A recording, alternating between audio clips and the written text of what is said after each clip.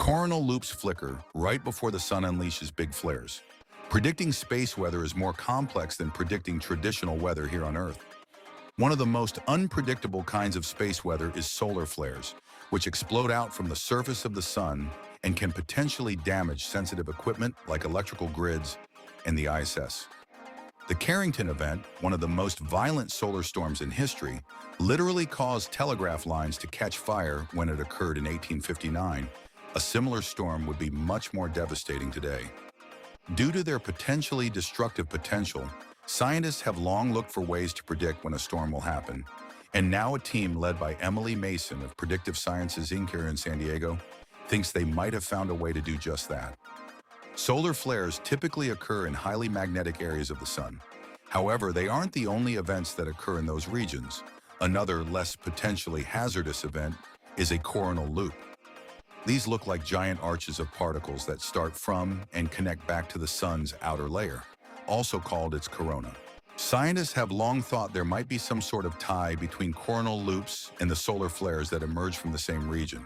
However, the lifespan for coronal loops ranges from seconds to weeks, and scientists have yet to find a valid link between that metric or any other and the occurrence of a solar flare in the same region. Dr. Mason and her colleagues thought they might take a different approach.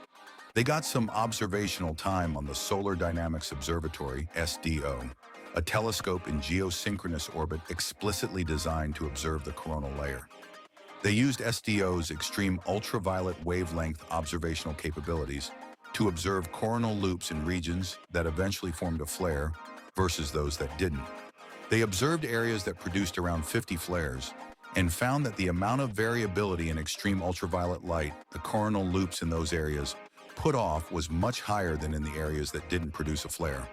Essentially, the coronal loops acted like flashing warning lights in a certain kind of light spectrum, according to a press release from NASA's Goddard Institute, some of whose scientists contributed to the paper. The discovery was critical because the flashing appeared to take place consistently a few hours before a flare was formed. In technical terms, they accurately predicted the onset of a flare about 2 to 6 hours beforehand, about 60 to 80% of the time.